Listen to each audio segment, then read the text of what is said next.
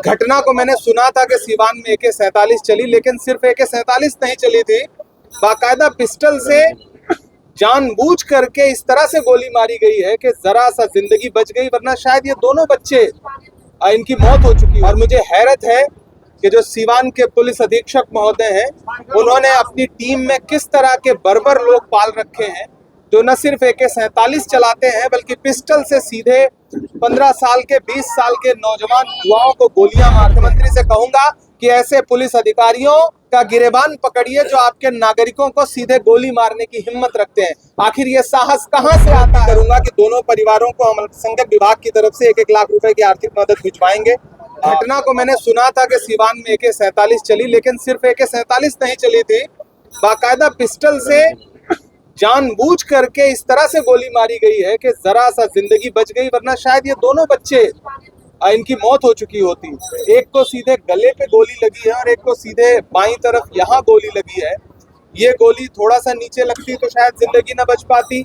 आरिफ की गोली अगर थोड़ा सा गले पे सीध में लग गई होती तो जिंदगी बच न पाती। दोनों को गोलियां लगी और आगे से लग के पीछे निकल गई, इसके आकाश के भी इधर से लग करके पीछे निकल गई। ये दर्शाता है कि सीवान पुलिस कितनी बर्बरता के साथ छात्रों के इस आंदोलन को कुचलना चाहती थी। और मुझे हैरत है कि जो सीवान के पुलिस अधीक्षक महोदय हैं, उन्होंने अपनी टीम में किस तरह के बर्बर लोग पाल रखे हैं, जो न सिर्फ AK-47 चलाते हैं बल्कि पिस्टल से सीधे 15 साल के 20 साल के नौजवान युवाओं को गोलियां मारते हैं। ये देख करके तो मैं बहुत हैरत में हूँ। हम दिल्ली के आंदोलन में पैलेट गन, लाठियां और आंसू गैस के गोले देख करके आ रहे हैं, और जब सीवान आने के लिए और बिहार के बाकी जगहों पे जहां जहां बर्बरता हुई है, कांग्रेस पार्टी ने एक फैक्ट फाइंडिंग टीम का गठन किया, तो हम सबको निर्देश दिया गया कि हमारी टीम सीवान जाएगी, क्योंकि सीवान में सबसे ज्यादा पुलिस के जरिए हिंसा करने का प्रयास किया गया था। AK-47 भी यहीं चली, पिस्टल भी यहीं चली, पुलिस की बर्बरता भी यहाँ दिखाई पड़ी। तो मैं इन दोनों परिवारों से मिल करके और दोनों विक्टिम जो पीड़ित हैं इनसे मिल करके, इधर आरिफ बैठे हुए हैं, इस तरफ आकाश बैठे हुए हैं, दोनों नौजवानों से मिल करके ये महसूस कर रहा हूँ कि पुलिस तो ये समझ ही नहीं रही थी कि ये छात्र हैं, इनको तो अपना दुश्मन मान करके गोली चला रही थी। इससे शर्मनाक किसी राज्य के लिए, किसी देश के लिए क्या हो सकता है कि वो छात्र जो अपना अधिकार मांगने के लिए, शिक्षा मंत्री का इस्तीफा मांगने के लिए सड़कों पर उतरे, उनके साथ आतंकवादियों जैसा व्यवहार किया हमारे स्टेट की पुलिस ने, हमारे दिल्ली की पुलिस ने। पूरे देश में कांग्रेस पार्टी होम मिनिस्टर का इस्तीफा मांग रही है, और ये तब हुआ जब 21 से ज्यादा बच्चे आत्महत्याएं कर चुके थे पेपर लीक के बाद। तुझको कितनों का लहू चाहिए अर्ज़े वतन, कितनी आहों से कलेजा तेरा ठंडा होगा। जब दिल्ली में बैठी हुई सरकार को 21 जानों के बाद भी उनका कलेजा ठंडा नहीं हुआ, तो उन्होंने राज्यों में भी सोचा कि इस तरह के जो नौनिहाल बच्चे हैं, 15 साल के, 20 साल के, इनके सीनों पे गोलियां मार दो, ताकि फिर देश में कोई भी छात्र हिम्मत न जुटा सके छात्रों के मुद्दे पे सरकार से सवाल करने के लिए। मैं आज राहुल जी के निर्देश पर, कांग्रेस पार्टी के निर्देश पर, हम कांग्रेस पार्टी के तमाम जो साथी हैं वो यहाँ पे बैठे हैं, और इन दोनों परिवारों से मिलने के बाद, इनकी हालत देखने के बाद, इनकी आर्थिक स्थिति देखने के बाद समझ में आता है कि इस सरकार को गरीब लोगों से कोई लेना देना नहीं, छात्रों से कोई लेना देना नहीं, युवाओं से कोई लेना देना नहीं। इनको सिर्फ एक भाषा समझ में आती है कि ये अपने ही नागरिकों को गोली मार देते हैं। तो हम लोग अभी प्रशासनिक अधिकारियों से भी मिलेंगे और जवाब भी तलब करेंगे कि क्यों, किसके आदेश पर AK-47 चलाई गई। दिल्ली से आदेश था, पटना से आदेश था, किसके आदेश पर सीवान पुलिस के उस अधिकारी ने या कांस्टेबल ने या इंस्पेक्टर ने, जो भी रहा हो, उसने इन दोनों बच्चों को सीधे गोली कैसे मारी, और अब तक वो चिन्हित क्यों नहीं हुआ है? अगर चिन्हित हुआ है तो उसके ऊपर क्या विभागीय कार्रवाई हुई? पूरे देश में ये संदेशा तो गया कि जिसने AK-47 चलाई थी उसको सस्पेंड किया गया है, लेकिन जिस पुलिस वाले ने पूरी बर्बरता के साथ जान लेने के इशारे से, इरादे से इन दो नौजवानों को सीधे इनके सीनों पे गोलियां, गले पे गोलियां मारने का काम किया है, उसके खिलाफ पुलिस अधीक्षक ने और जिलाधिकारी ने क्या कार्रवाई की है, हम अभी मुलाकात कर रहे हैं। ये सवाल भी पूछेंगे, और ये सवाल सिर्फ सीवान तक नहीं रहेगा, ये सवाल सिर्फ पटना तक नहीं रहेगा। हम कल लौट करके राहुल गांधी जी को भी रिपोर्ट सबमिट करेंगे, और परसों से जब देश की पार्लियामेंट शुरू होगी तो आप ये देखिएगा कि ये सवाल देश की पार्लियामेंट में भी गूंजेगा, दिल्ली में भी गूंजेगा, पूरे देश में गूंजेगा। तो सर इसको तो सीधे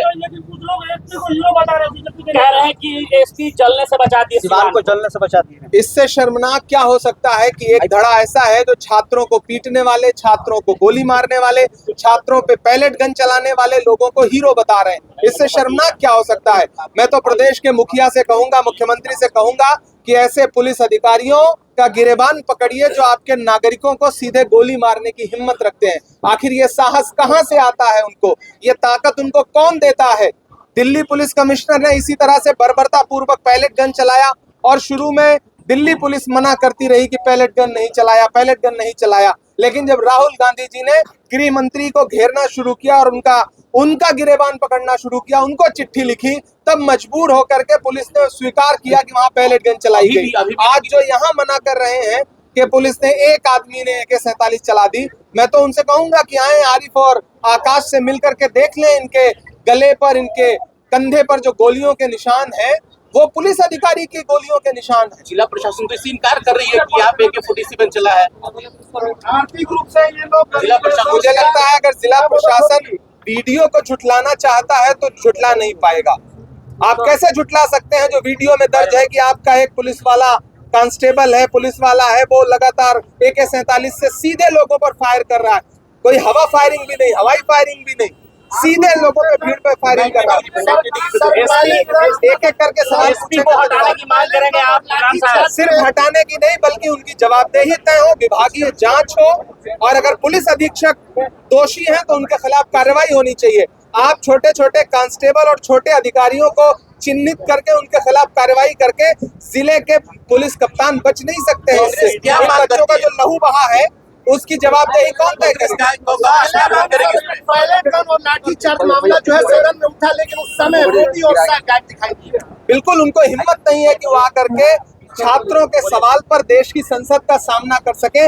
इसलिए न तो गृह मंत्री आने का साहस जुटा पाए, न प्रधानमंत्री आने का साहस जुटा पाए। प्रधानमंत्री रात के 12 बजे वीडियो जारी करके सोचते हैं कि युवाओं से संवाद करेंगे और युवा छात्र जो नाराज है उसका गुस्सा कम हो जाएगा, तो प्रधानमंत्री जी की भूल है। इस देश के युवाओं को एक एक आत्महत्या याद है, इस देश के छात्रों के बदन पे बरसी हुई एक एक लाठी उसको याद है, उसका एक एक बूंद पसीना खून उसको याद है।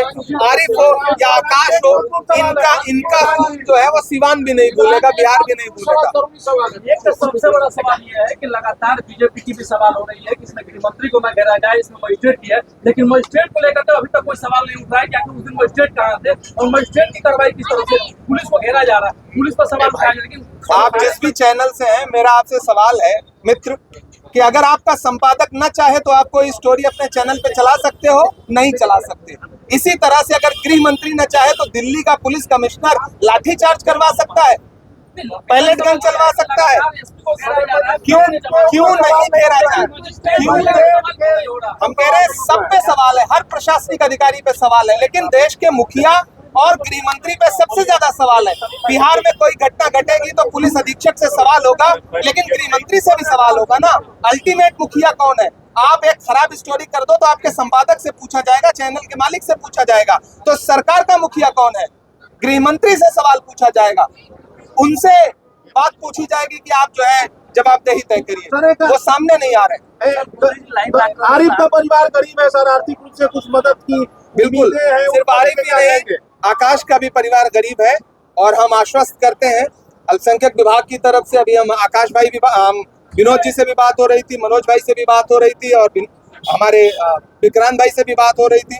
मैं अपने स्टेट चेयरपर्सन उमेर जी से अनुरोध भी करूंगा कि दोनों परिवारों को हम अल्पसंख्यक विभाग की तरफ से 1-1 लाख रुपए की आर्थिक मदद भिजवाएंगे। इनको कल परसों में इन दोनों परिवारों को मदद पहुंच जाएगी और हमारा प्रयास होगा कि इनके इलाज में उच्च स्तरीय इनका जो इलाज हो सके उस पर हम उस बच्चे से भी मिलने जा रहे हैं।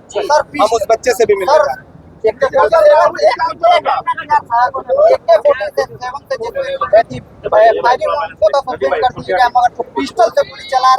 आपने शायद मेरा सवाल शुरू में सुना नहीं।